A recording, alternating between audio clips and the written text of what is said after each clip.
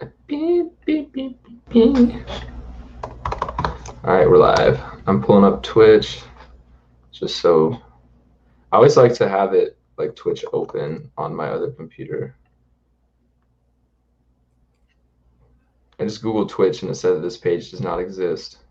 That's cool. Yes, it does.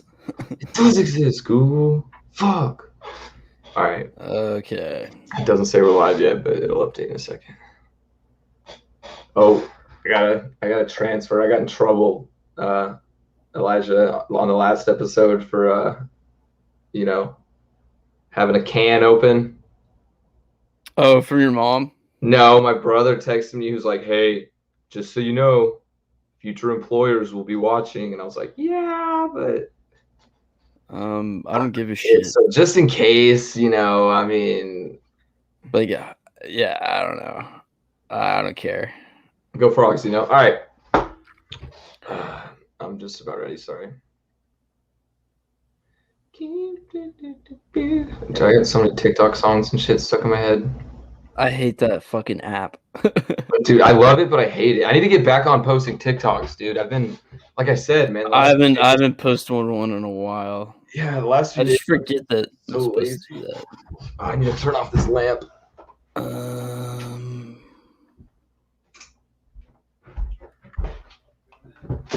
All right, now we can begin. Oh, we have 2 viewers. Hello, everybody. All right, you ready? All right. Welcome back, everybody, to another episode of the Going the Distance podcast. My name is Ryan Bonnell. Alongside me is Elijah Spans. Today, we're going to be joined by a guest by the name of Cole Markey. We're going to be talking about some NBA playoff talk and get into the Oakland A's potentially moving, but that'll be later on in the episode, so stay tuned for that. Before we go ahead and get into things, make sure you check us out on all social medias. You can see it. We are at GTD_sports. All of our content can be found on our website, www.gtdsports.com. And you can keep up with our personal social media accounts. I'm over at Ryan Bonnell8 and Elijah is at Elijah Spans. And last but not least, subscribe to the GTD Sports newsletter for email notifications on every new podcast episode so you don't miss out. Finals week is done. School's done for us. Elijah, how's your first week of being a real adult been? Well, not yet, technically. Not yet. I still have till July till I actually graduate. But I think I took advantage of my one weekend off before I had started my main semester because I went golfing twice, which was fun, and then I finally checked out Globe Life, the new Globe Life. So that was really nice, even though we lost. Well, yeah, but I mean, big surprise. Well, actually, the Rangers have not been doing terrible. So yeah, we're close to 500. So that's a lot better than I thought we were gonna be. But no, it was finally nice to see the ballpark. I think I'm gonna go again to the ballpark in next weekend because one of my buddies who's a big Astros fan wants to come up and see the Stros play at the new park. So I'm sure I'm gonna love a lot of shit. So yeah, what'd you think of it? Was it open or closed whenever you were there? It was open, which I really liked because I was really worried when we had the dome, when they announced that it was going to be open and closed, that it was going to be closed for the most part. But usually they've been having a lot of night games being open because again, my buddy who's an Astros fan, he was talking about how the Minute Maid Park, it can open and close, but they have it open maybe once a year, which is that sucks. Whenever I went to the game, the Padres and Rangers game early in the year, they had it closed, which was it was cool to see. It was my first time being at a baseball game inside of a dome, so that was kind of neat. But at the same time, I brought my sunglasses, I had a hat and everything. I was prepared for the outdoors. I was prepared to what's the term, brace the, I don't know. It's brace the elements. Yeah, the elements. Yeah, there we go. I don't know why I couldn't think of that term. But yeah, baseball's going well right now. But more importantly, NBA playoffs are coming up.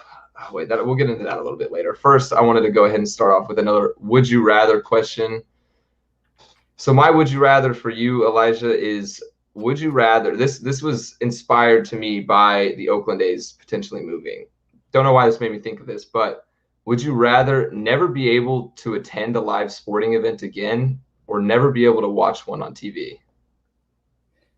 Yeah, that would suck, but I'd have to go never be able to go to a live sporting event because Really? as much as I love going to the games and like it is like one of my favorite things to do, but like if I never got to watch a sporting event on TV again, then I could never watch another Super Bowl or another championship game or another playoff game ever again.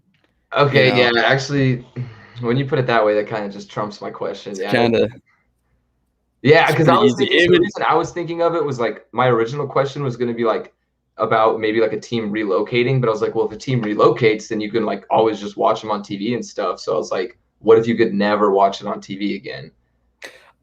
I think it'd be different if like I had season tickets to all my favorite teams. That would make it a different question, but like I don't because I'm poor. So like, yeah, so I'd have to. I'll take TV. It's fine, I guess. I think whenever you bring up like the championship games and everything, like that would definitely be a big factor to pick the TV. But like for me personally, if I'm like just going to my team's game, like say for us, you know, we go to TCU. If it's like just TCU games that we live really local and stuff that we can go to, I would probably go to like every single game in person if I could. But of course, that's like impossible. So yeah, I guess I'd have to go with TV now that I think about it. I guess like, but since you say that too, like if I could only go to the games, it definitely make because like last year being my senior year, like I think I went to one game, but it's because like I would just party in the day for the most part, and then just kind of be a little bit too drunk to go to the games and just be like, I just put it on and we'll still see it. Yeah, we'll still see it. Yeah, I'll still see it. It's like. So, and I hate that I did that because I wish I actually went to the games in hindsight. Even like the next day, I'd be like, why the fuck did I not go to the games? Like I go here, I wanted to go here my entire life, and I just skipped going to the games just to get more drunk with my friends. Dude, I've never had that though, like that just college experience per se of football games and tailgating because I'm in the drum line, so like I'm there like 5 hours before every game having to rehearse and stuff like that. But last year because of COVID, we got a break, so I got to go to a couple of the games, and I was literally in the same boat. The 2 games I could go to, I was like, I'm not making it. I can't. I gotta go home. Like, too much. Because it's so easy just to be like, hey, we're having more drinks at so and so's house, and you're like, oh, and then most of the time, the more drinks that you go to, it'd be at my house. So I'd be like, well, might as well just go home since people are going to be at my house. Yeah, exactly. Well, especially whenever it's like 90 degrees out. But wait, where are you going? Oh, yeah. All right, and then so the question I had for you is, would you rather try to hit off Jacob deGrom, try and block LeBron, or just guard LeBron, or cover Julio Jones? Oh, that's tough. Wait, okay, list the options one more time. Hit off Jacob deGrom, the best pitcher in baseball right now. Try and guard LeBron, or try and cover Julio. Okay, so I feel like hitting off of DeGrom would probably be the hardest out of any of those. Like easily. Like based off like my lack of athleticism, like hitting a baseball is probably the hardest thing in all of sports, and especially off of the best pitcher right now. So I think I'm eliminating that one. Eliminate DeGrom, because that would be impossible. But if I have to guard LeBron James or cover Julio, yeah. And with Julio, I'll even make it a little bit easier for you. It's on a go route. So you have to guard Julio on a go route. Bro, he's dusting me in like half a second. He's going to be like 50 yards past me. And dude, I don't know. You just start off in gap coverage. Gap coverage? You don't have to start off in press. Well, see, I would say LeBron, because my reasoning for that is because the court is smaller. You have less space you have to move. But then again, he's explosive as fuck. He can just break off in one dribble and dunk it. So, I think I'm going to go with guard LeBron. The same reason that you chose the Mike Tyson answer a few episodes ago, because I feel like that'd be more clout. Like, even if LeBron scored on me, like, hey, I got dunked on by LeBron James, like, kind of thing. I think I would probably pick DeGrom just because, like, it'd be really cool to see it. Just because I grew up playing baseball up until high school. And I think it'd be really cool to see like what those guys can actually do when, to see the movement on just like not even like their fastballs, which would be really crazy to see. Cause like, oh my God, I just blanked out. But I just always wonder like what it would be like just to see the movement on what they're throwing. Yeah, dude, we talked about it last week. I've been playing a shit ton of MLB The Show. and just playing that game and like trying to read the pitches. I'm like, dude, this is impossible, man. It's so hard. It's so hard just in that game. So imagine that in real life. Yeah, exactly. That coming at you, a little tiny white ball coming at you at 100 miles an hour. What an elevating fastball will do to you. Like, yeah, I don't get it. Because I remember the first time I ever saw a curveball in like kid pitch, I shit my pants. Like, I remember, in kid pitch, I saw it. I looked at the dugout, and I literally, like, my coach, I like stopped. My coach was like, "What?" And I was like, "What was that?" And he was like, "That's a curveball." And I was like, "Oh, okay, cool." Like, how do you do that, coach? I was like, "What the fuck was that, dude?" It's like nobody told me that he was throwing that was allowed yet. Is this allowed? Like, coach, yeah, you gotta check the rules. I was like 13. I was like, "What the fuck?" That was like whenever I stopped playing baseball. It's like right when I got to kid pitch. So I played like a little bit kind of whenever I was a kid, but not really. So I've never really experienced that full struggle of having to hit it and whatnot. But yeah, in recent news, before we get into playoff talk, today, literally an hour. So today is May 12th, Wednesday night. The recorded version of this is going to be live on Thursday. But today, just an hour before we started recording, the NFL released their schedule for the 2021 season, the first ever 17-game schedule. And I mean, it looks like there's going to be some good matchups already starting off the season. Buccaneers and Cowboys getting things started on Thursday Night Football, September 9th. Excited about that. And then another big one I'm excited for is Tom Brady making his return to New England in Week 4. I'm excited to see him play back at Bill Belichick. I feel like Brady's going to win that one, but who knows? Maybe Mac Jones will come in be the guy. But I don't know. When do you think he'll start? I think give it half a year, if that. Yeah, I think it'll be 6 to 8 games. That's what I give him and Justin Fields both. Is about 6 to 8 games they'll come in. I think Fields may even be sooner. I may be. I think it's at least going to be a month with Fields, and I think Zach Wilson and Trevor Lawrence are going to start right away, and then they have to kind of. And then we're not going to see Trey Lance until next year, unless Jimmy Garoppolo gets hurt, which is we'll probably. Trey Lance has been thought of though as like a project the whole time. Yeah, so that was more the plan. Well, not so much a project, but more so much like a bundle of potential, because he really only had one solid year. But other than that, of course, there's Thanksgiving. We have 3 games on Thanksgiving. Cowboys are playing as always. Lions are playing as always. But we have a double header now on Christmas, which I'm really happy about because normally it's only NBAs on Christmas. So that's pretty cool. Did you see who's playing on Christmas? Yeah, it's the Packers against the Browns and then the Cardinals against the Colts. So like decent games too. Yeah, decent games. Not bad, one game you brought it up earlier before we started recording is the Jags and Dolphins. They're playing in London. Mm-hmm. That's sick, dude. Is that the only London game? There's gonna be 2. I forgot who the other 2 were.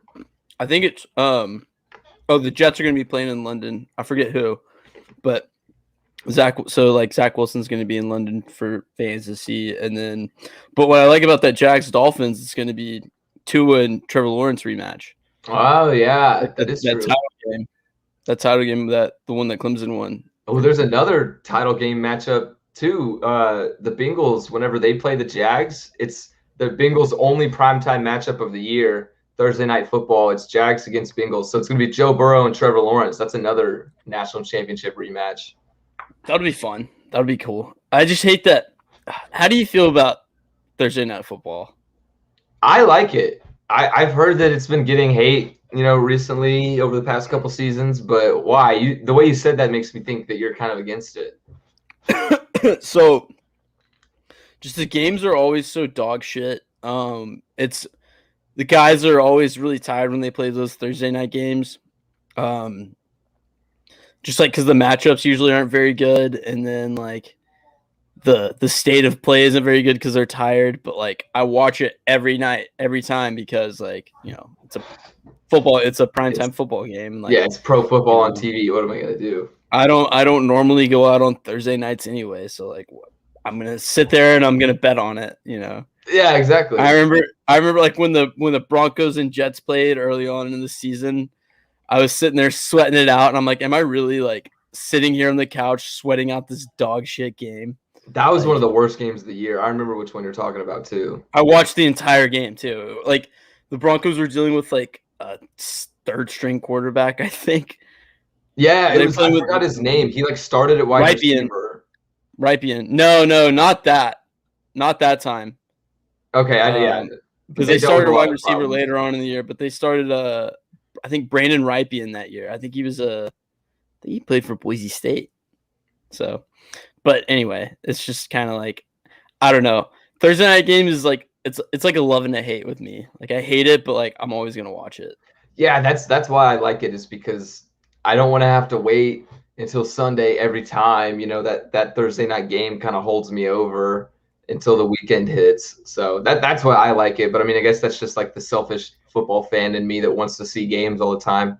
But yeah, from the player's perspective, I could totally get why the Thursday night games would kind of suck. But like, do you remember Richard Sherman going off about it? He had like a full-on rant about like, because he was saying like, oh, it's a league that says they're out for player safety, but this isn't player safety and all that. So like, players hate it. Players hate it. Makes sense. Well, just like the players hate the 17-game schedule, everybody hates it. So, do you think it's gonna last? I do. I mean, I don't think, like, if it wasn't gonna last, I don't think they would have done it. You know, because this has been a move they've been considering for years now. So yeah, that's true. Like, it wasn't just random. It was kind of like people have been like, oh no, please don't do this, and then they fucking finally did it. Yeah. I don't know, because I could see them doing it this year, and if a lot of guys get hurt, like a lot of like if a bunch of teams turn into the 49ers from last year, then like this could be a situation where we just go back to 16 games. I mean, I wouldn't. Well, I guess, that's kind of a double-edged sword, because I don't want to see players get hurt, but I don't want to see a 17-game schedule. So it's like I want it to go back, but without players having to get hurt. Or I could see like Andy Reid, as soon as he clinches the division, like, because he usually sits his guys week 17 when he has a playoff berth. But I could see him benching all of his guys week 17 and week 18. Yeah, I could totally see that. I could see him doing that for sure. So like that'd be really interesting to see, like, if other coaches are going to do that too for the last 2 weeks. Kind of like a big fuck you to the NFL. Yeah, that's an interesting point, because I was looking at the Bengals schedule, because I'm a Bengals fan, and I was a little bit upset because we finished the year by playing 3 teams that were in the playoffs last year. So that's 3 tough games to end the year. But now that you say that, that makes me consider, like, if those teams already have playoff spots locked up, the Bengals may actually have an easier chance, or like an easier pass to win that one. But I mean, I guess it's really not going to matter in the long run, because I doubt the Bengals are going to be in playoff contention. But it would just be fun to see them win a game. That's all I care about. What about the Cowboys schedule? Do you see much about it? No, I haven't fully looked into it, because, like, I don't know, like we said, it only got released like an hour ago. Yeah, literally. So I was just kind of looking at like the main like headlines, I guess. I know they're opening up the season, which is cool. We haven't done that since the Giants last won the Super Bowl in 2011. So I think almost 10 years now since we opened up the season, which is nice. Always nice to see. So last time the Cowboys opened up the season, the Giants won the Super Bowl, you said? No. It was after the Giants won the Super Bowl. Oh, after. Okay, I was about to say, hey, and we won that. I'm pretty sure we won that game too. Okay, fair enough. I was about to say, hey, maybe that's foreshadowing. Danny Dimes, baby, go into the ship. I actually think the Giants can be really good this year. I think the Giants are going to win the division. Like, I really do. Which they're my dark horse pick. Yeah, I think so. Like, Washington has slept on too, though, just because their defense is so good. I think the NFC East is going to have a bounce back year, except for the Eagles. Yeah, Eagles are looking rough. I don't even think their draft really helped them that much, but that's a discussion for another time. Another big thing in the NFL I wanted to cover is a little bit separate from the schedule, though, is our boy, everybody's boy, everybody loves him. America's boy, Tim Tebow is back in the NFL after signing a 1-year contract with the Jacksonville Jaguars. What are your thoughts, Elijah? They're gonna sell a lot of jerseys. They are gonna sell a lot of jerseys. Not even It doesn't matter if he makes the team or not. They're gonna sell a lot of jerseys, and I mean they might even I don't know.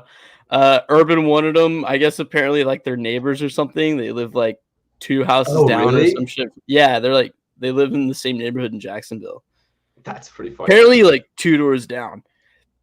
But I don't know. I guess they've kept in touch and yeah, so it's happening. I hope to God that we see that Tim Tebow makes the Jags and we see a Tebow to Lawrence touchdown on like a trick play or something this year. Dude, there's already odds. Like, there's already not draft odds, but like betting odds posted for if Tebow will catch a touchdown from Lawrence or not. It's like plus 1,500 odds for yes. I'm thinking about taking it, dude. I kind of want to do it. That's worth like $10. That's what I'm saying, right? Like, I'd throw $10 on that. Why not? Yeah, like Tebow's got to do something, man. There's already been all these headlines. But yeah, you brought up Urban Meyer. I thought like that was kind of my entire reasoning for him being back in the league was, do you think this would even happen if Urban Meyer wasn't the head coach? Like nobody else has given him a second chance, really. No, zero chance. Yeah. I think Urban Meyer just wants to relive all his glory days. Like he's probably looking for mediums to bring back Aaron Hernandez from the dead. Jesus Christ. He's, Dwayne Haskins is probably a quarterback that's going to be on the market again. So look for Dwayne Haskins to go back to Urban. That would be a shame. He's going to, probably 6 first-round picks to get Zeke back. Just anybody who played for Urban at Ohio State or any Urban players in the NFL right now, just be on alert that they're probably going to make a move to the Jags soon. Dude, I'm excited to see that just how it plays out, Urban in the NFL. I really am too. I don't know if I have high hopes. I'm just excited. You know what I mean? I have high hopes. He's one of the best coaches in college football ever. So like, I have high hopes for him. It'd be cool to see it translate. It's so hard to make that transition though. A lot of guys don't. A lot of like Nick Saban didn't. Nick Saban was terrible at it. Yeah. Yeah, but so like it'd be really cool if he didn't, but also just to see Urban Meyer in the NFL and try. That would be. Yeah, it's gonna be fun to watch. It's gonna be good TV. If it doesn't work out, then I don't think he's gonna go back to college coaching at all, because he said part of the reason he quit college coaching when he did is because he couldn't take the day-to-day stress and anxiety that like was constantly on him and stuff like that. Like the pressures he was always dealing with, he said it just took a toll on him.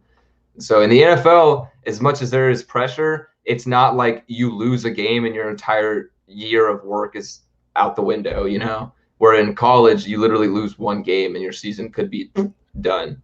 Yeah, I mean the Bucks lost 6 last year and won it all, so like that might be better for his stress. Because like apparently when that guy loses, he takes it out on himself so hard that he gets like unimaginably painful migraines. God, dude. I've been told that's like a part, and like he puts on it so hard that he gets physically ill from it, and like doctors are like telling him like that's why he left Florida, because he was having headaches, and that's part of the reason why he left Ohio State is because he kept on getting kept on beating himself up over like losses, and it would physically hurt his body. Just crazy. Yeah, that is wild, bro. Yeah, but overall, I'm expecting this Tim Tebow stint in the NFL to go kind of similar to how his trial at the New York Mets did. We'll probably hear about it for the first little bit of the season, and then it'll kind of fade out. But I hope he does something. I would love to see it. Tebow Mania Part 2. Well, Jags preseason games are going to be must watch. So probably, yeah. Actually, I mean, shit. I want to watch Trevor Lawrence and Travis Etienne play. Like, how cool is that, dude? A college quarterback and running back duo together again. I feel like but like that's definitely going to happen in regular season. So like, Well, yeah. But we don't have to wait for that. I don't know. Preseason's kind of dog shit just in general. I get what you mean now, because Tebow's going to play in preseason. Tebow's going to play in preseason for sure. But it's not a guarantee that he's going to make the team. Yeah, I wasn't even thinking about that, but yeah, hopefully Timmy Boy does it big. I would love to see that. That'd be hilarious. If not, he can always just go back to being an analyst like always. So he's not bad at being an analyst. Like, I forgot what network. He's got it made too. That's a part of the reason why I'm so like, I was so, surprised when surprised, but like not surprised that he wanted to come back and try the NFL out again because like he's got it made with that ESPN job. He does well at it too. I mean, he gets paid probably a lot of money, probably millions of dollars. So like, why does definitely. he need to, and it's not like he's away from the public eye, which I guess he likes being in. So he just wanted more attention. I mean, he's generating a lot of buzz. I'm sure every sports podcast in America right now is talking about this signing, Yeah, I mean, he's got us talking about his shit.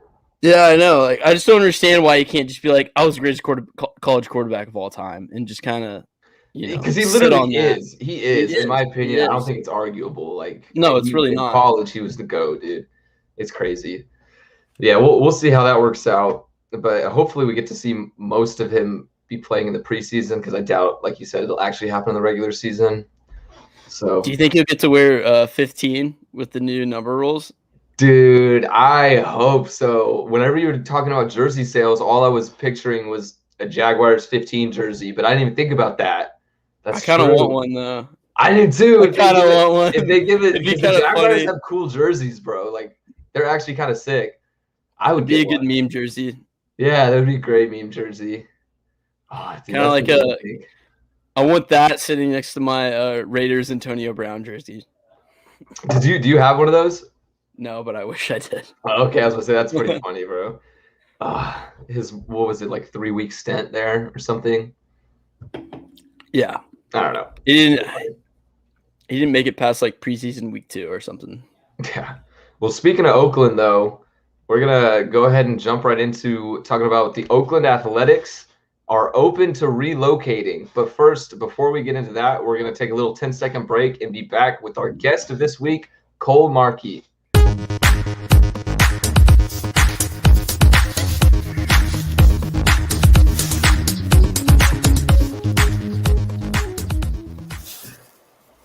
All right, what's going on? How we doing, Cole? What's going on, fellas? How we doing?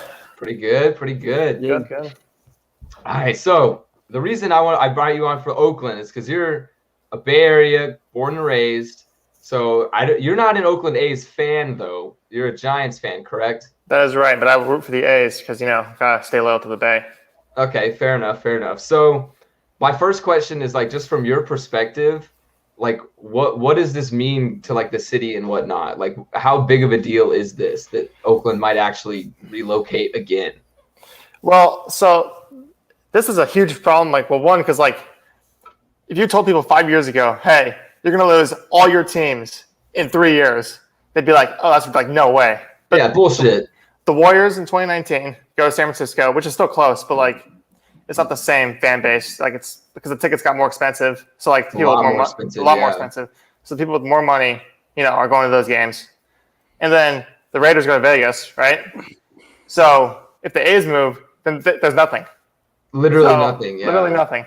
So that's not good for the city because, like, it's a loyal fan base. Like, Oakland has great fans because the Warriors have been at the Oracle Arena where they were there for like 40 years or something like that. Even during all their dog shit years, because the Warriors used to be pretty bad. Yeah, no, and then exactly. So they were loyal for 40 years in the same building too. Oracle's been there for forever, right? Mm-hmm. And the Raiders have been there for a while too. So you lose those two teams, and then the A's, who have been there for as long. I mean, I think they've been there for 40 years also. I mean, even a little bit longer than that. So as long as I can remember, shit. Yeah. So if you lose every team, that's just devastating, and the fans are just gonna lose their minds. Yeah, because I remember, like, the Oakland Raiders fans are, like, absolutely crazy. But what were you about to say, Elijah? Yeah, I've had one time I talked to an A's fan because I had an Uber driver and he was wearing his A's cap, and so I just talked to him just because I'm a Rangers fan. We're in the same division, and he was saying like that Oakland's just like a really, really poor city, and that's why they have all these. That's why they can't get the funding to get these new ballparks and stadiums. That's why all these teams are leaving because they can't really attract people with money to go to the games because like Oakland Coliseum, I heard, I haven't heard anybody say one good thing about it because it's just so dog shit. Well, because they use it for both the Raiders and the A's. So they did for a while, but like not even that. It's just kind of like a really shitty run. I think one time it flooded, like the visiting dugout flooded, It's just like it's old. It's really old. I think it's about 50 years old now, and it just wasn't even that great when it was built in the first place. It's not like Fenway or Wrigley where it's like a magnum opus to baseball. It's just the shitty stadium that's like kind of an eyesore. Well, yeah, because like even the Dodgers, their stadium's old as hell too, but they renovated recently. So yeah, and teams are able to renovate, but the A's just haven't. They didn't, or like you said, down the funding. And about the Raiders too. Remember, they lost their last home game to the Jaguars, and fans booed them as they're going off the field. Just think, so they lose to the Jaguars, who in 2019 were not good, obviously. Not at all. And I mean, they're loyal, they're passionate. Like they don't want to see their team leave, and just to have all three teams lose in 3 years, a span of 3 years, it'd just be unbelievable. You never even think that could happen anywhere in any city, even a team that's terrible. Like you wouldn't even imagine that happening. But for all three, and the Warriors are good too, and they're doing good now, right? Obviously, the Raiders were okay, and then the A's are doing really good. Well, now have the tied for the best record in the American League. So if they left, I mean, it'd be amazing. It's just couldn't even fathom it, but it might happen. So yeah, because like cities like recently, I mean, the most recent one I can think of that was kind of like heartbreaking, other than the Raiders moving, was like the Rams moving from St. Louis, because like St. Louis, that's all they had. Well, shit, I guess they have the Cardinals too, and the Blues. Oh my god, yeah, whatever. You know what I mean? That one just they liked having a football team. That one felt wrong. I don't know what it was. Well, no, I mean they had the greatest show on turf, so that was a huge deal. Obviously in the early 2000s, and then obviously, I mean, the last few years in St. Louis, they weren't that good. Jeff Fisher was just god awful, but Jeff Fisher doing Jeff Fisher things. So have the A's said like any of their potential destinations? Are they going to follow the Raiders, the Las Vegas? I doubt they'll do that. I mean, they could, but like honestly, I don't think. I mean, the Raider fans, I don't want to say like because like obviously people from Oakland that moved to Vegas, but because obviously Mark Davis also said, hey, like if we can't have any fans at all, or like if we have only a limited number, then we won't have any. That's what he said. That's why there were no fans in Vegas. So we don't really know like what the scope is going to be like when it is a packed house for the Raiders, to know how many fans they have, or like how many people they draw to the games. Even though their stadium is obviously fantastic. Yeah, it's beautiful. I think it's the giant torch or whatever that's just like in the back or whatever that looks like. That's really cool. So how far is Vegas from Oakland? That is, I think it's like 3 hours or something like that. Okay, so like for an Oakland Raider fan to go to Las Vegas for a game, for like a Raiders game once a week, that wouldn't be a big deal for them to travel. So I guess, yeah. 3 hours is a decent amount of time. But no, because when I go to Cowboys games, I see like Oklahoma license plates and like people coming up from Austin all the time. So like, yeah, I guess that's true. Not, they probably come though for like that game, like that's their game of the year though. Doing like every weekend would kind of be exhausting. Well, I'm saying like for A's, if the A's move, it'd be different with baseball, because part of the allure of going to baseball games, you can go anytime. Mm-hmm. Most of the time, people buy baseball tickets unless they're season ticket holders. It's on a win. So I mean, Nevada, it's a little bit longer than that. It's like six or 6.5. Okay, yeah, that is a bit more. Because like where I am, like Reno, Nevada, that's really close. That's like 3.5. But like because Vegas is more south of Nevada, like the it's like south almost of the Nevada. tip, yeah. Yeah, it's basically the tip. So it's still far, but like obviously, LA Raider fans could go there and it'd be pretty quick, Yeah. So dude, that would be just imagine the A's did go to Vegas though. Like insane. Imagine the beef between Oakland and Vegas. Just instantly, everybody from Oakland hates that city. Well, my brother calls the Raiders the Las Vegas Traders. So I mean, fair enough. I mean, the A's, that would not be good. That'd be kind of a new rivalry. That would be very interesting, I'd say. Yeah, dude. Like I also wonder, like you mentioned, like the city. It's not the wealthiest city in the country. So like, what would losing these jobs, like all the jobs the stadiums create, all the cash flow that it comes in from these games, that puts money back in the economy, like how devastating would that be for Oakland? Yeah, it's just a way to unite people too, If you for real. Because everyone, like, I don't go to Oakland that much. Like even when I drive through it, like it's not the best city. Like in terms of like nice and like there's been a lot of like things happening over the summer and stuff. Like last summer too, there's like things got destroyed and stuff. So like overall, like losing just the A's in general, because like they're the last team that everyone can go to. So yeah, just overall, it would not be good. Like it would be devastating. You're right. It would be devastating because those jobs, like you said, people can't work. And I mean, the pandemic here it's still like people think. I mean, obviously people are getting vaccinated and stuff, but I mean, you can walk around the city and people are wearing masks outside, just by themselves, just like walking around. So things are pretty like they're not shut down, but like they're still kind of constricted compared to Texas. Yeah, I know California is one of the more strict states. Yeah. So that stuff. You add that too, and it even makes it more difficult for people. So. Yeah, shit. I could not imagine if that actually goes through, bro. Oakland really just needs to pull all their money together, do everything they can, build a new stadium. Well, I think last year they were thinking about being, and the designs they had for their new stadium, like it was gonna be like on the water and stuff. I think. Oh. So that was like the new designs, like were gonna be nice, and they were gonna move it a little bit. In a different place, obviously, but I think those designs are going to be good. So they can find the money and get a nice stadium. Then always pull a Texas Rangers and build a brand new stadium, literally less than 50 feet away from your old one. That'd be pretty funny, but God, I still can't. Nobody builds stadiums like North Texas. Yeah, nobody, dude. Yeah, I still can't get over how dumb that is. But yeah, dude, that's going to be fucking crazy if the A's go, but. Now let's go. Yeah, that's so funny that like Oakland has been begging for a new stadium for pretty much since the Coliseum has been built, and then we get we've had I think the Rangers Stadium was built in the 90s. It's like one of the youngest stadiums. Yeah, and then we're like, fuck, it's kind of hot. And we're like, let's build a new one. Let's put AC in that bitch. Fuck it. Yeah. Dude, that's so funny. Yeah, all right, let's go ahead and move on now from MLB over to some NBA because we got the play-in tournament is starting on May 18th in less than a week. So by next week's episode, we will be talking about it as it's going on. But for now, as of right now, actually, the play-in tournament will consist of, in the East, we have the Celtics, Hornets, Pacers, and Wizards in sequential order. And of course, this is temporary. This is as we're recording it, so things are subject to change over the last 3 games of the season. And then in the West right now, we have the Lakers of all teams as the 7th seed in the play-in tournament, the Warriors, the Grizzlies, and the Spurs. So before we break down kind of team by team, I want to get y'all's thoughts on the play-in tournament in general. Do you think this is a good format?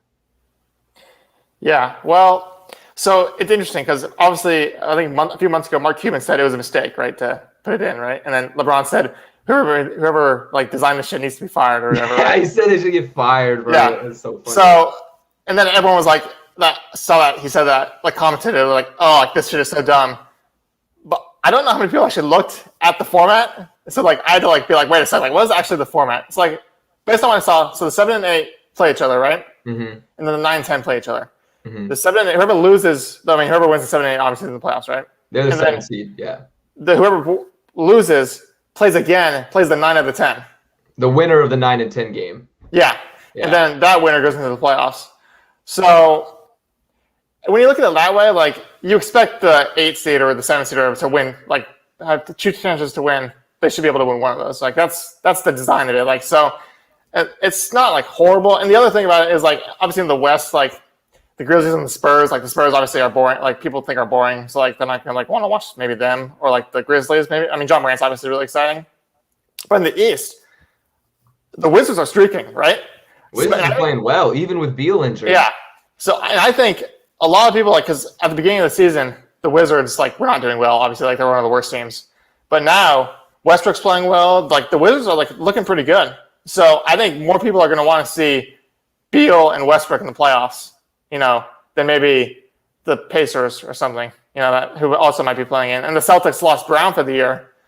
So yeah, that's tough. Well, the Celtics are another, they're kind of a big surprise to me this season. They got Jaylen Brown, Jason Tatum, Marcus Smart, Kemba Walker. Their roster is loaded. There's really no reason that they should even be in contention for the play-in tournament. They should be top 5 seed every season with that kind of roster. So I'm really surprised with both 7 seeds though. But Elijah, what's your take on the play-in? Do you think it's a good format? I mean, like the players hate it, but like everyone's gonna watch those games, and I'm pretty sure nobody really watches the last 15 games of the season of the NBA because nobody really tries. Like or the good teams don't really try. So like clinched. Like pretty much everyone's waiting for playoff basketball, and this is a really good way to generate excitement. So from a fan perspective, like it's super cool. But like if your team's like a 7th seed and it doesn't make the playoffs because it loses both the playing games, like that would fucking suck. Yeah. if like the Lakers actually do end up with the 7th seed to finish the season and they lose both those games, that would fucking suck. Yeah. But I don't think so. That would be crazy if it did. Just the fact that I already think it's crazy that LeBron is going to be a 7th or an 8th seed at this stage of his career. But like, I also still think that he's a threat to win it all still. But that's other talk. But those are my thoughts. There's a chance though that the Lakers could move up out of the play-in tournament because there's 3 games left and they're only 1 game behind the Mavericks right now. But the Mavericks, man, they got hot at the right time. They're playing fantastic right now. Yeah, that's Luka's. I mean, Luka didn't have the best night against the Grizzlies, but other than that, he's been playing well, even with Kristaps being kind of questionable. But yeah, my thoughts on the play-in tournament, like. I used to think it was stupid. I used to be kind of like agreeing with LeBron, like whoever designed this should be fired. This is dumb, changes the tradition. But like, the more I think about it, and the more after I really like understood how the format's gonna work, it makes more sense to me. Like, especially for shorter seasons like this year, where there was 10 less games and teams had less of an opportunity to move up and down in the standings. So this kind of gives more room for that per se. And it also prevents teams from tanking. So, like, say you're already like, you're going to be the 9 seed, like at best, then there's no point in trying or playing out the rest of the games. Like why not just tank and get a better pick? But now that it's expanded to the 10th seed, teams may try a little bit harder at the end of the season and like make that last second playoff push for it. So I think it's really good for the 9 and 10 seed teams, like teams that hang out in that area, but for the 7 and 8 team seed, like you said, Elijah, that would just fucking suck if they lost and missed the playoffs because of it. So, yeah, I think it'll take some getting used to, but I don't think it's the end of the world. Just hopefully are they keeping it, or is this just like a shortened season type thing? I'm pretty sure they're keeping it. Like Cole, right? I'm pretty sure they're keeping it as the format. Although I won't be surprised, I think Elijah might be more right, saying it could be just a 1-year thing. It's possible. I mean, because especially if people don't like it and there's backlash, they're going to probably take it out. I would think. It's the old COVID year excuse. Yep. I'm trying to see if I can find anything on it. Whether or not, no, of course it pulls up NCAA tournament shit. Whatever. But yeah, so we were talking about the Lakers a little bit. I wanted to focus in on them because man, no, I don't think anybody expected them to be a 7 seed or anywhere near that at this stage in the season. So I know LeBron's been hurt. He's missed the most games in his career for one season. Like Anthony Davis was out for an extensive period. Like, do you think it's just injuries or what's going on with that? It's just injuries. It's like obviously their team's a little different because Rondo's gone. J.L. McGee was gone. Dwight Howard's gone. So it's a little bit different, but not that much different. I mean, those are just role players, veterans you could fill in. And obviously LeBron was out for a while. Anthony Davis was out for a really long time. And they both said, LeBron said, I don't think I'll ever be 100% in my career ever again. Right? He said that. Yeah. He did say that, but I mean, you kind of just be bullshitting there. He could be. And then Anthony Davis said he's still hurting. He said that yesterday in his interview, his post-game interview.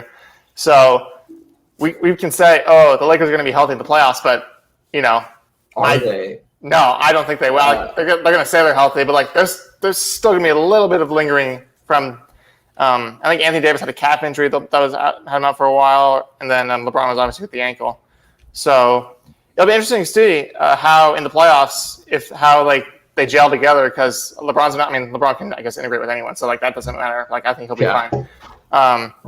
But because especially as a 7 seed, if that stays, they'll have to play probably the Suns, the Jazz, and the Clippers and Nuggets. And those 3 teams, I mean, that's tough. Yeah, if they stay as a 7 seed right now, they would be playing the Suns in the first round, which is like, that's tough because, I like to think, I guess everybody likes to think, no matter how they're doing during the regular season, the Lakers lost, don't worry about it. It's LeBron. He'll pull it together for the finals. They'll make it to the championship. It's like people have honestly been brushing this off as if don't worry, LeBron's just going to start trying whenever he feels like it kind of thing. Yeah. But it's getting to the point now where it's like, holy shit, they might not be that good. I mean, he's done it before though. You're right. That's what I was gonna say. He's been the same 3 and 4 seeds. He's been 3 and 4 seeds and still carried his team all the way down. Yep. So I mean, sure, the day will come, but has it? It's never really came before. So and then so if it's LeBron and AD versus the duo of CP3 and Devin Booker, I mean, who are you going to take in the playoffs in a 7-game series? Be honest. 10 out of 10 times LeBron and AD. Even if LeBron or AD are in 90%. Yeah. You're taking LeBron and AD. I would take LeBron at 70%, honestly, just because it's LeBron. But yeah, as much as I love CP3 too, but Devin Booker's never been to the playoffs before. He's going to have a rude awakening if he plays a Lakers team. And that's interesting too. I hadn't thought about that. This would be his first playoff series. Wow. Yeah. They'd be fucked. I would take that team. I would put 2 units on the Lakers every single game in that series. Well, I guarantee the Suns would be favored, so that'd be some good plus odds right there. Yeah, exactly. I don't know. They'd be favored by a little bit. I don't think they'd be favored that much, to be honest. It's LeBron idea there, because the Lakers. That's true. If they're both healthy again, the sports books are going to account for that. Yep. Yeah. That brings me to my another question is the Suns, incredible regular season. Honestly, I don't think anybody would have predicted this back before the season began. But now that it's playoff time, are the Suns legit? Are they an actual playoff threat? Are they a title contender? Do they belong as a 2 seed? It's a good question. And as I wrote my blog a few days ago, the CP3 effect, which you guys can read if you want. I think it was May 7th or something. Basically saying how whatever team CP3 is or Chris Paul is on, just becomes instantly better, playoff team, right? And I think they do belong because they've been playing well. Chris Paul has had his leadership has been unbelievable. He's had the team that's playing hard the whole season. And they have a good, Devin Booker's obviously been playing lights out, right? Yeah. They have Mikal Bridges, who's, a solid player, right?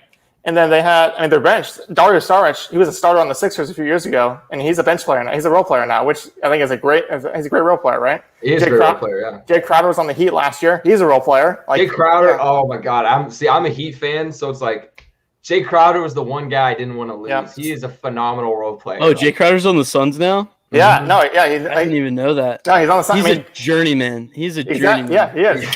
He is. So, they have a great roster. And CP3, he elevates his game. I wrote that in the article, the blog too. He elevates his game in the playoffs, kind of like LeBron does, but obviously LeBron does it better, right? So, it's title contender, potentially. I think if they play the Lakers in the first round, that might be trouble. But no, they belong. They certainly belong. And Monty Williams, the Hornets fired him so in 2015, right? He was the Hornets coach. They were the 8th seed. They played the Warriors in the first round. They lost, and the Warriors won the title of the year. He had been playing hard the whole year, right? The Hornets let him go just for some reason. I don't know why. And then he's been an assistant for a while, and then he goes to the Suns, and they're amazing, right? So he gets he is such a good coach, and he's been coaching them so well, and he gotta give him his credit because he's a great coach. So I think him coaching, he's got his players ready. He has a great roster. So I think the Suns are legit, and they'll be here for a while because Devin Booker's still super young. Yeah, honestly, most of their team other than CP3 is young. And you brought up a good point with CP3 and how he improves literally every team he's been on. But yeah, if y'all want to check out Cole's blog, that's over on www.gtdsports.com. It's good stuff on that. But it's actually crazy. the stats that are behind Chris Paul's journey. Like it's insane. like that's a pretty good. Sorry, do we have an echo? Let's hear. I don't know. I don't think so. Okay, I thought I heard one. I guess I'm hearing voices again, like Colin said. Like last week. But no, that's a really good observation. It's like the CP3 effect, because like I remember when he got traded in the rush trade last year to Oakland, I like kind of like batted my eyes. I was like, oh, like CP3 to OKC, like whatever, like he's gonna be irrelevant. But then he took him to the playoffs. Yeah, they took him to the playoffs, and he got traded once again to the Suns, and OKC's back to being terrible. Like they're back to being a rebuilding team, but they're playoffs, and they almost won a playoff series against the Rockets, right? Last year. Yeah. So like, I guess put some respect on his name, because he's taken all these young teams into playoffs that have no business, well, Suns finally have business being there, but like what I'm trying to say is he's taken them there when they've never been there before. Yeah. Could you guys have imagined what would have happened if the Thunder, because they laid the Rockets, right? Obviously, and they took them to Game 7. If CP3 had not only beaten Westbrook and Harden in that series, that would have been so bad for their legacies. It would have been not detrimental, but like it. It would have been, it would have been a big blip on their legacies for sure. Yeah, absolutely. So it would have been huge though for CP3. Shit. Yep. Well, I mean, also not even just leading the Thunder to the playoffs last year. Like, depending on how you want to look at it, Shai Gilgeous-Alexander, the Thunder's current star player, without Chris Paul last season, I don't think there is an SGA. You know what I mean? Like, I don't think he would be like blossomed into what he is this season if it wasn't for CP3 last year. Because SGA is one of my favorite players in the league right now. I think he's severely underrated. It's just he's on a dog shit team right now. He has nobody around him to help him. So it's like teams are going to single him out, double team him, stuff like that. So, but yeah, Chris Paul, man, shit. I kind of want to see the Suns. I want to see the Suns do well. Like, I would be happy to see them go far. It's just I don't want them to beat the Lakers because I want LeBron to get a ring. That's where I'm at. What about Elijah? You're a Mavs fan, right? Yeah. How are you feeling about their chances as a 6th seed? I hope they win a series, but that's about it. If right now we're looking at we're a 6 seed facing off against the 3 seed LA Clippers, and if we beat the LA Clippers in a 7-game series after losing to them last series, and all the Clippers fans were talking shit, that'd be awesome. But that's really it. I'm not hoping for much. I'm not holding my breath for a Mavs deep playoff run this year. Yeah, fair enough. Especially if Kristaps can't fucking play, dude. Yeah, I mean, like, go ahead. His body just gives out. Yeah, it's like he has a timer. He's too skinny, too lanky, bro. He needs some meat on those bones. It's like, what's that scene from SpongeBob where it's like that dude comes out of his house and he's like just all casted up and he's like, my skin is paper and my my bones are made of glass. Yep. Like that's Kristaps. That's what I imagine. Yeah, but another news, my Miami Heat, we clinched a playoff spot last night. They beat the Celtics twice in a row, locked up the 4 seed at minimum. So right now the Heat are projected to play either the Hawks or the Knicks, which I'm very happy for either option. I'm kind of scared to play the Knicks though, because the Knicks are low key cold. Let's talk about the Knicks actually. Where the fuck did they come from? Is it just Julius Randle and him going off? He's not the main reason, but I think Tom Thibodeau deserves enormous credit because he said, on the Bulls, they were conference finalists basically every year when Derrick Rose was the MVP and stuff. Mm-hmm. So, I think if I'm not mistaken, the Knicks have the best, they allow the least points per game in the league. I would believe that. They have low scoring games a lot. Yeah. And you got Randall, you got Barrett. They play hard. It's amazing how hustle in the NBA does so much, for your team. Like it's insane. It's so underappreciated, but yeah, exactly. I mean, you look at it like the Miami Heat last year, they were not a finals team, like in any category, but they had like a culture. They played together. They played hard, and they beat up better teams. Like it is crazy too. And like the Knicks, they also have, who's their youngster, Emmanuel Quickly, right? He's pretty good too. Yeah, so it's weird too that like these teams like the Knicks and the Suns have even just gone from like 2 years ago. I couldn't have been able to name like more than one player on the roster because they were that bad. But now it's like, holy shit, where did they come from kind of thing. Like it's really cool to see though. Yeah, I mean, weren't people dogging on that Julius Randle signing because they signed him to like an exorbitant amount of money too? Yep. Now it's definitely paying off at this point.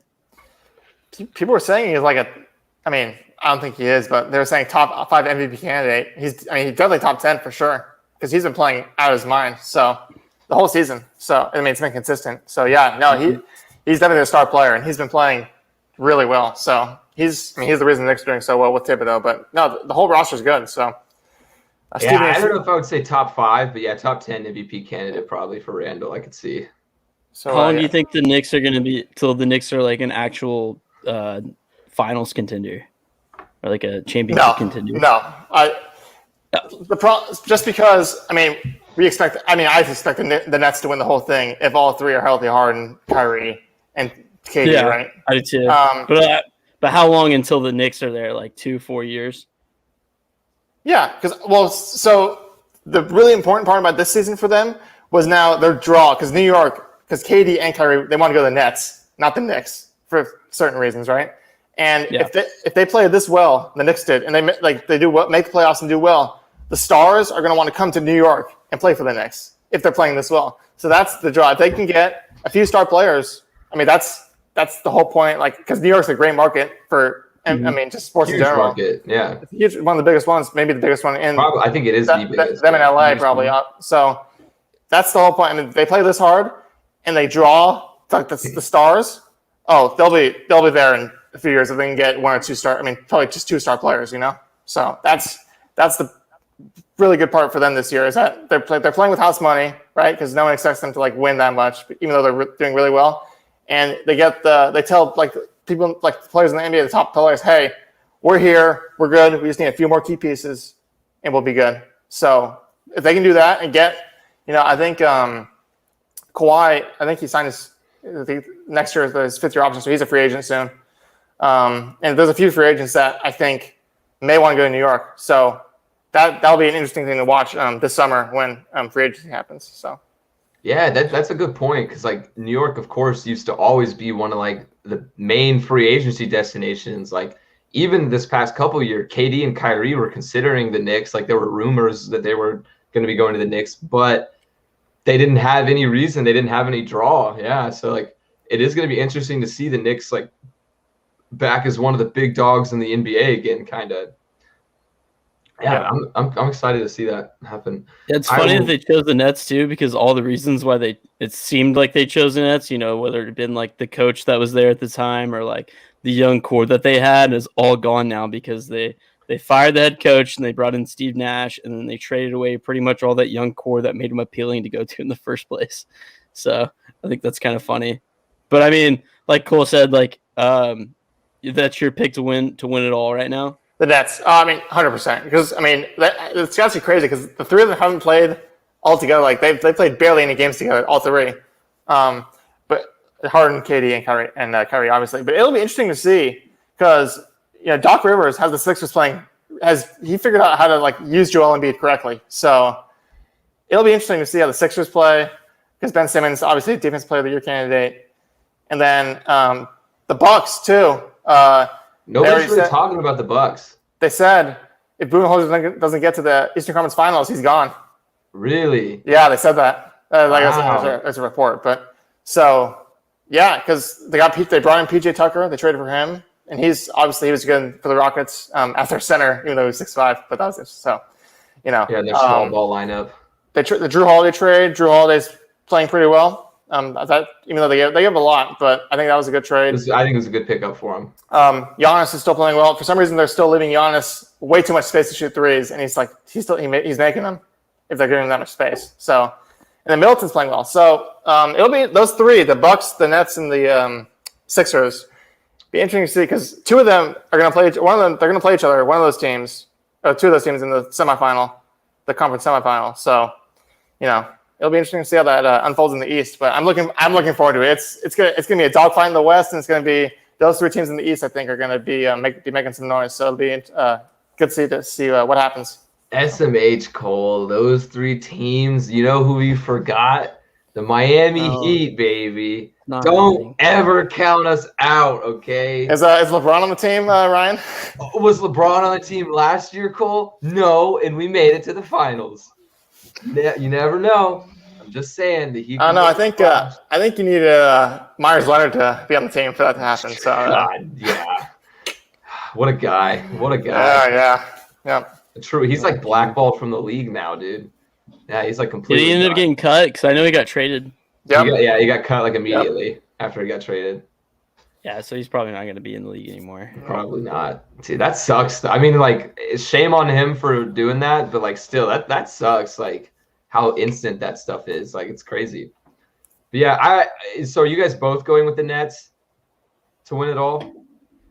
At this point, yeah, with the unhealthy Lakers team, and I don't really have much faith for the Jazz to win a 7-game series against one of those teams. I don't either. I don't have much faith in Phoenix to go all the way because they're still young. And then the Clippers, Paul George, playoff P is going to show up once again. So no, I really don't have a whole lot of faith in too many of those teams in the West to beat a Nets team in a 7-game series. And for some reason, Blake Griffin just became really good again. Yeah, as a role player. If you saw that, he's cold, bro. His bounce is back. Some of those memes were really funny about him. So I mean, the fact that he's a role player, he's playing that well, I think he's shooting threes pretty good, and he's just playing good in general. So those four with Joe Harris, and who's also called. His 3-point percentage is very good. He's a strapper. He is. Shooter. So the Nets, they're looking pretty good. If I think Harden actually is returning tonight or tomorrow, whenever they play today or tomorrow. They're playing right now, but I think he's playing. So he's back from his injury. The Nets though, I don't know. I don't want to pick the Nets. I don't want to pick the super team with all 3 stars. I really just don't want to. And for that reason, I'm going to pick the Lakers because I am, even though I kind of shit talk the people that brush it off their shoulder, LeBron he'll bring it together. That's what I think is going to happen somehow, some way. I think LeBron's going to pull his team together and they're going to make the finals. And it's mostly just because I don't want to admit the Nets could win. But what do I do? I love how the NBA is in the States where not picking the super team is picking the Lakers right now. Yeah, right? But I will, watching a 7th seed Lakers go in and win it all the way would be pretty cool, and it definitely added LeBron's legacy. But I mean, and just because, I'm picking the Nets doesn't mean I'm rooting for them. Yeah, fair enough. If the Lakers, if they beat the Suns, the Jazz, and let's say the Clippers, and then they beat the Nets in the finals, and LeBron plays really well, the GOAT conversation might need to be relooked at, and it's going to be interesting. That's going to be the whole summer. It's just going to be talking about the GOAT conversation. I feel like if the Lakers win, so I think if the Lakers win, I think the GOAT. I've always been on LeBron's side of the GOAT debate. But I think if the Lakers win, that solidifies it, in my opinion. He really only needs one more ring, and especially if he beats a Nets team with all 3 of those as a 7 seed, come on. It gets a lot more interesting if he pulls this one out. Yeah, that would be cool to see. So, all right, well, we appreciate you coming on, Cole, and dropping some NBA knowledge on us. Always good talk, and maybe we can do something again during the playoffs, maybe at the end of playoffs, and see how things pan out. Yeah, you name a sport, I probably can talk about it. So, thanks for having me, guys. Elijah and Ryan, appreciate it.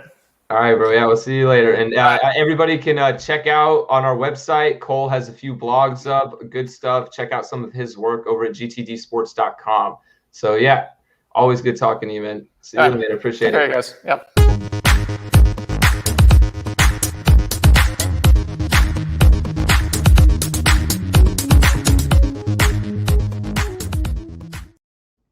All right, we're back. And as soon as we get back, I see three comments that I don't even want to acknowledge. We have three. MJ the GOAT, 6-0, didn't lose 6 times like LaFraud. All right, I don't want to get into the GOAT debate, but I mean, it's almost like Michael Jordan has never won a playoff series without Scottie Pippen. That's crazy. That's so crazy. It's almost like he could never beat the bad boy Pistons. That's crazy, bro. That's crazy. Like it's whatever, you know.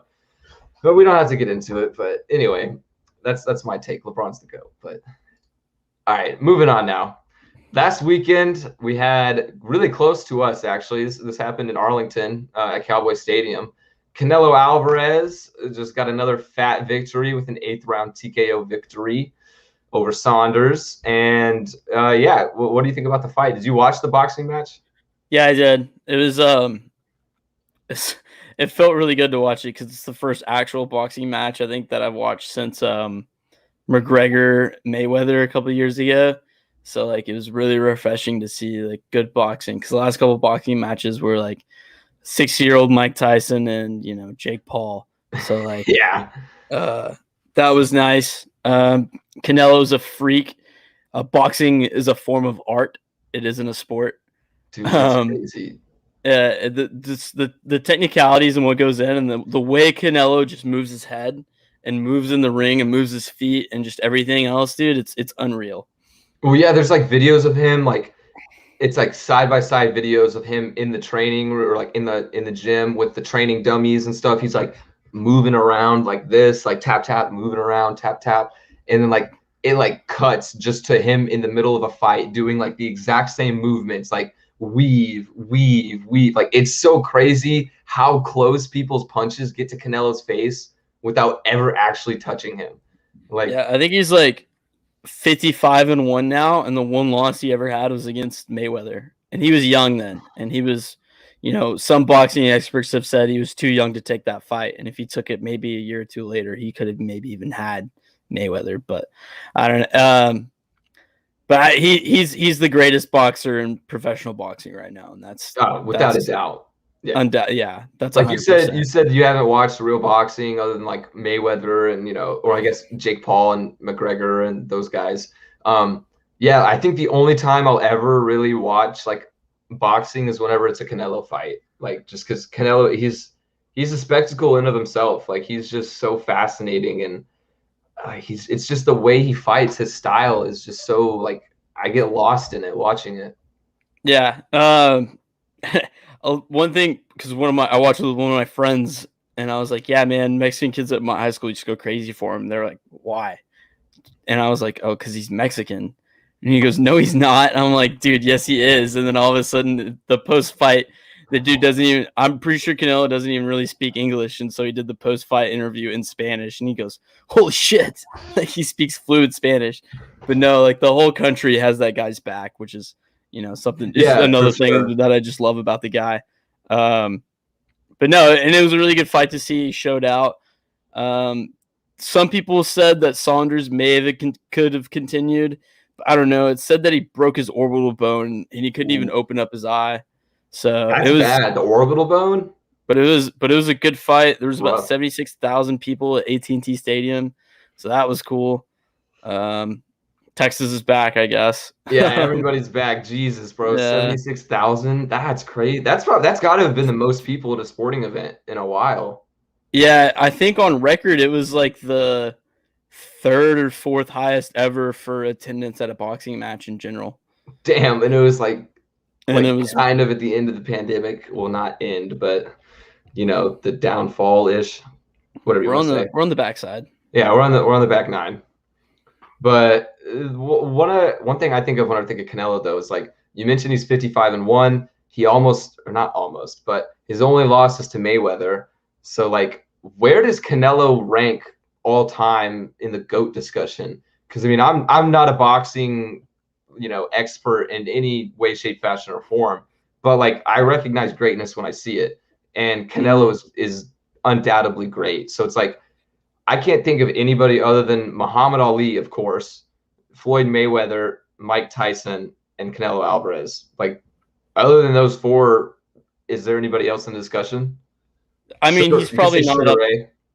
Sugar Ray. I mean, he's probably not on the Mount Rushmore, and it's also because of the era that he's in boxing. Because all the greatest fighters and all the best fighters are in the UFC right now. Yeah, he has no competition like ever. And he's just fully dominant, and that's another reason why he's fully dominant. Is because the competition is kind of watered down. But I mean, domination is domination when you see it. Because I mean, after the fight, he put on all the belts that he had, which is about 6 or 7, and you couldn't even see it. And he's not a very big guy, He's kind of short, yeah. And you see, he's just covered in like 6 or 7 different belts because he took a belt from Saunders too, and it was just really funny to see him just like literally he's spread eagle out right here, and he's got it just completely covered in these giant ass boxing belts.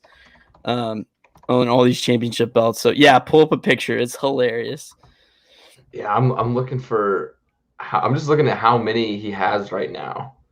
Yeah. And the whole time he's like sitting there like fuck yeah, like I'm the best, and it was a good spectacle to see.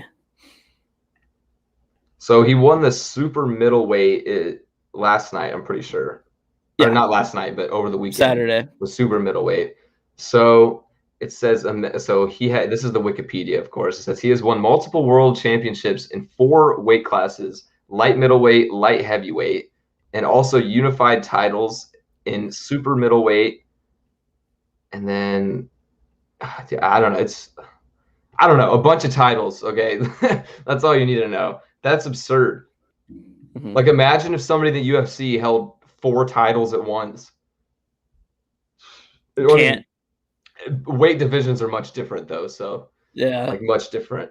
And I'm pretty sure he's got one for like the WBO and the WBC and like all that shit. So that's one thing about boxing is like it's hard to keep up with. Yeah, and we've talked about this before and why UFC is just dominating boxing. Yeah, right now, and that's part of the reason.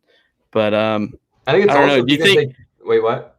Do you think Canelo will ever make his way over to UFC, or do you think he's?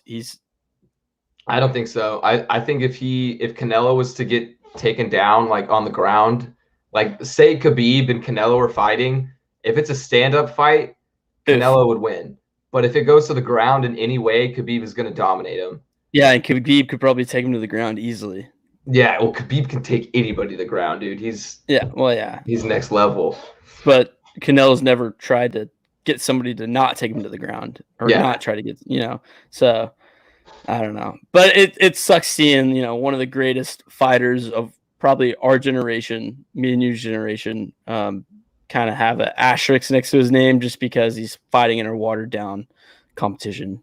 Yeah, like literally every fight he has, I swear I see the odds for him are like minus 500, minus 600, like huge odds to win the fights. Like he's a lock every time. But and the only other fighter that I've known him fight in the last like couple years is Triple G. Well, Triple G is also a big name, yeah.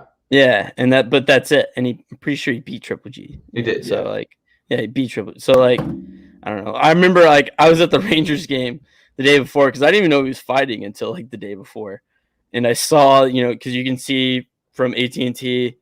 Or you can see AT&T from Globe Life, and I just saw like big Canelo, like Canelo's fighting, and I was like, who the fuck is Saunders? Yeah, I had honestly never heard of Saunders beforehand. Like, I guess I can't really talk because I haven't heard of like half the boxers Canelo fights until Canelo takes them on. So yeah, it's I don't know. I'm curious though because like Mayweather, of course, is undefeated. He's the GOAT, but like. That makes me curious if they were to fight when they were both in their primes. Like that would have been a better fight. Like I'm pretty sure the announcers, even when they were talking about Canelo's greatness after the fight, they were talking about that fight, and they're like, it'd be really interesting to see. And I think even one said that I think Canelo could have taken in his prime, taken Mayweather at his prime. So I don't know, but Mayweather's definitely not taking that fight against Canelo now. No, he has no need to.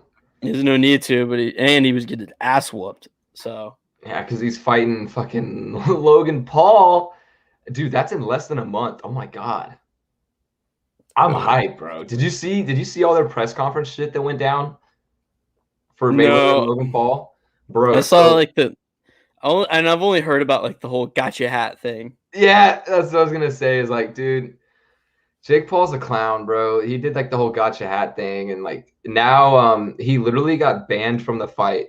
Like Mayweather's team banned him from the event altogether. Like Jake Paul can't even come to the arena, and Dude, so well, that's honestly the most beta male bitch things you could ever do is take a hat off another man's head. dude, yeah, it's Like, like, what are you if doing? I'm somewhere and I don't fight, I haven't gotten a fight since the 9th grade. But if I'm at a bar and somebody takes my hat off my head, I'm swinging a fucking punch. Like, Yeah, because it's like, what the fuck? It's like instant reaction and just be like grab it, grab it back and stuff. Like, it's just something you don't do. Jake Paul, he just has the mentality of a 5th grader, bro. And it's like, it was also kind of sad because I don't love Logan Paul. I don't want to endorse Logan Paul in any way, but like, he's definitely matured in a sense because I'm sure you know about all that stuff a while back, like with him in Japan. With the whole Japanese force thing. Like after all that stuff happened, like it really does seem like he's turned a leaf. Like he is way more mature and like not as rambunctious stuff as he used to be. But like Jake Paul is the complete opposite. He's just gotten worse and worse. And so Logan called him after he got banned and was like, dude, they just banned you from the fight. And he was like, I don't give a fuck. Fuck him. And then Logan was like, bro, what about me though? And it was like honestly kind of sad because it was like Logan's been at every single event for Jake. Like he's always made like videos like, I'm so proud of my brother. Like he won, like stuff like that. And it's like, Jake's like, I don't give a fuck. Fuck you. I don't need to show up. Like it's just like, damn. I'm sure they're fine. Everything they do is for views. Everything they do is for attention. They're just and they know how to do, and that's their brand, and they're good at it. And there's a reason why they got to this point is because they know what they're doing, and they're really good at it. Dude. They're like pretty much the same way as people get mad about the Kardashians being billionaires. It's like, well, they knew how to get famous and being rich and famous from doing nothing, and they've capitalized on it time and time again. It's basically what the Paul brothers have been doing. So they're so damn good at it, dude. But they're so good at it. It's annoying. It makes you mad. Could you imagine if Logan Paul beats Floyd Mayweather? The scenes, bro. Oh my god! If that happened, would Logan Paul be the greatest boxer alive? Logan Paul should instead have to fight Canelo if he beats Mayweather. Honestly, and Canelo would wipe the floor with them. Yeah, well, the only thing that concerns me is like, of course, technicality wise, Mayweather takes the cake 10 out of 10 times. But, if you look at them standing next to each other, bro, Logan Paul is like a massive behemoth compared to Floyd Mayweather. I don't mean shit. The only thing that gets me is that Floyd Mayweather is, older now, and the dude loves McDonald's. So, like... He's very vocal about that, too. Yeah. So, like... That's my only concern is that he's gonna get tired or something just because he's like, fuck, I'm older. But I'm sure he stays in great shape. He's probably one of those guys like is it Ocho Cinco or T.O. that eats McDonald's every day and works out? Ocho Cinco. Yeah. So like Mayweather's probably in that breed of people or just like that, that build, where they get metabolism and everything. Yeah. There's meant to be an athlete. Yeah. I don't know. There's no way Mayweather would have taken this fight if he knows that his undefeated reputation would be ruined. Yeah, I don't think so either. So, and plus he's getting a shit ton of money for it, like a lot of money. Yeah, in other fight news this weekend, we got UFC 262 coming up.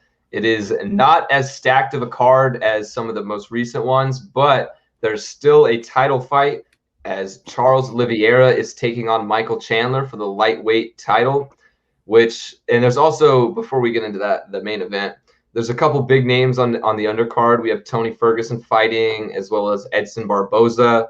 And then on the prelim cards, a name to look out for is, we talked about Valentina Shevchenko a lot, but her sister, her name is actually really sick. It's Antonina. I hope I'm saying it right, but Antonina, I don't know why, it's kind of a cool name to me. Antonina Shevchenko, who's also a pilot, kind of fun fact, she flies planes in her free time, is climbing the flyweight ranks right now. She's at 12th, and she's fighting in the prelims this weekend. So I think she's going to be a name to look out for in the women's division soon, because I guess Shevchenko is just breed fighters. But yeah, my main question, though, about the title fight is Charles Oliveira, Michael Chandler.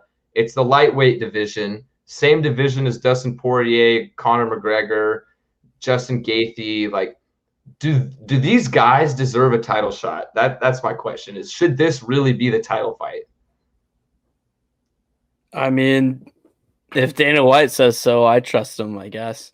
I don't know. I don't know too much about, like I said, like I'm new to being a UFC fanatic, and it's really hard to keep up with all these fighters' names. So like I'm really only like, I guess 6 months into my UFC fanship with all the numbered events so far. So like I trust the guy really. So sure. Who else is in it? I mean, Michael Chandler, isn't he the guy who fought and he was in the Bellator? Oh, that's Hooker. Yeah, he did fight in the Bellator. He like dominated in the Bellator. And he was so he's the guy who fucking kicked who kicked the other guy's ass. Yeah, it wasn't even close. Yeah, I remember that. So sure, I guess. I mean, this is only his second UFC fight then, right? Exactly. That's my point. Is like then it's like his second UFC fight ever, and he's in a title fight. And Poirier just beat McGregor. Exactly. Yeah. Yeah. Yeah. Exactly. Like I think the only reason that they did this title fight is because there's no way McGregor does not deserve a title shot right now. No. And I think the only reason they didn't give it to Poirier is because they wanted the big money pay-per-view fight of Poirier versus McGregor 3. So as awesome as that's going to be to watch, true. It would have. You probably nailed it right on the head with that. Yeah, I think Dustin though deserved the shot at the championship a lot more, but whatever. It's going to be a good fight nonetheless. We'll see. It would be sick though for Michael Chandler personally, come in the UFC and already have a belt like that. That'd be pretty cool. Yeah, I guess you have to take into account what he's done outside of his UFC career, just his MMA career in general. And if you look at that, then you'd probably say that he deserves to have a title shot, and he did dominate Hooker in that one fight. Because I remember watching that, and it was just the whole time I was like, "Oh shit!" And Hooker's good. Like Dan Hooker's a good fighter. Dan Hooker's a good fighter. So, because I remember watching that fight and being like, a lot of people had a lot of money on Hooker. I did. I remember somebody put So like I had like $60 on Hooker. Yeah. Oh well, you live and you learn. Yeah, so that'll be. I mean, I'm gonna watch it this weekend anyway because I love UFC. It's so fun to watch, bro. Yeah. Yeah. All right. Yeah, we'll see. That should be a good fight this weekend. But now it's time for everybody's favorite segment. Love it or loathe it. We're gonna start off with Elijah throwing me some rapid fire questions, and then about halfway through, we're gonna switch over the order. And basically, if you don't know what this is, we go through recent sports news, sports topics, try to give our opinion. If we love it, we'll talk about it. We loathe it, we just move on. And we try to get through these as fast as we can. So, Elijah, I'm ready whenever you are. All right. Wade Miley throws a no-hitter for the Reds versus Indians. Only blemish was a 6th-inning walk. I love it. I don't have too much to say about it because we've talked about a few no-hitters already in the past, but kind of like what we've said, it's always cool to see a no-hitter. It's really hard to do. I'm really curious, though, when we're going to finally see a perfect game because every no-hitter so far has been like one blemish away from a perfect game. So I want to see that. I know this is kind of going against the whole part of the segment, but sparked the debate of should we give a shit about no-hitters anymore? I think so. Big question. I think so. They've just happened so often now, but that's a topic for another day. Just wanted to pose that question to you.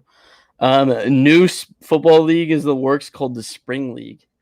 I loathe it. I saw a little bit about it. I don't really know what their format is, if they're going to be anything like the fan-controlled football league, but like it's just getting to the point where we had the American Alliance of Football, the XFL, then we had the fan-controlled football league. It's like it's great to give football players more opportunity, but when is it going to be enough? Like, it's just too much. Yeah. Bring back the XFL. Exactly. Medina Spirit is a fucking cheater, and Bob Baffert has been banned from the Kentucky Derby.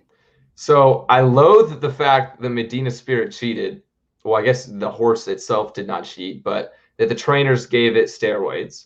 But I love the fact that Bob Baffert got banned from the Kentucky Derby. He was literally, dude, in his like interviews after Medina Spirit got caught, he was like, "Oh, like I'm so heartbroken. Like I can't believe this would happen and stuff like that." It's like, bro, what do you mean? It's your fucking horse, dude. Like, you control what goes in it. And he also said that one of the groomers for the horse peed in the horse's pen thing on the hay, and then the horse ate the hay, and the urine infected hay is what gave him the performance enhancing drugs. So it's like, bro, just shut up. Like, fuck Bob Baffert.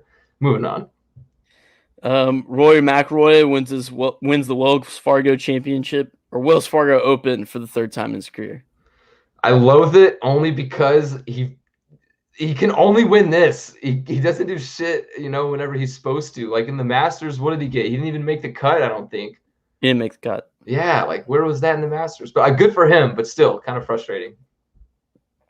Russell Westbrook breaks Oscar Robinson's triple-double record and now has 182 career triple-doubles. I love it.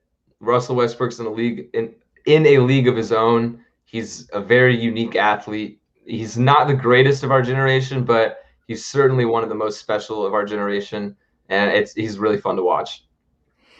Number 4 basketball recruit in the class of 2021, Patrick Baldwin Jr. commits to Milwaukee over numerous powerhouse programs, and his dad coaches at Milwaukee. I love this. I don't remember the last time we saw a huge recruit like this go to a no-name school. Because, Milwaukee, sure, it's a big city in Wisconsin, but, if we're talking about college basketball, we talk about Duke, Kansas, Kentucky. Milwaukee is not one of the programs that's ever mentioned anywhere. So it's cool to see. It existed. Yeah, exactly, right? Like, it's really cool to see a big name. I wonder if it's going to last, though, because he could just transfer out. So we'll see how that goes. All right. Switching over now, I'm going to fire some off of you. First up, we got Deshaun Watson reportedly settling cases and is expected to play this season. I love this, I guess. This has been a roller coaster of emotions with Deshaun Watson and this stuff. So I guess it looks like football is just going to sweep this under the rug because it's all civil cases. I don't know. I will say one thing, though, that's really interesting is the guy that represents Watson right now. I wrote a book for a class, and he represented this big corporation that was convicted of fraud, and he represented them and definitely was a spinster for this big corporation in this book, and happened in the early 2000s. Tony Busby? No, not Busby. Rusty Hardin, okay. Watson's guy. That's the guy who was representing the accusers. Okay, gotcha. But Watson's guy represented Enron and this really shady company. Oh, Enron. Yeah, so look it up if you don't know what I'm talking about. It's a whole shit show. So I thought that was really interesting. Because they were. But go ahead. Sorry. But anyway, Deshaun Watson's probably gonna play football this season now. It looks like with him settling cases. Who knows if it's gonna be with the Texans? He could still probably sit out. Sounds like he's pretty done with the Texans. Yeah. I don't know. Be more to come with Deshaun Watson, I guess. All right. The Las Vegas Raiders put a nightclub in their end zone. I love this.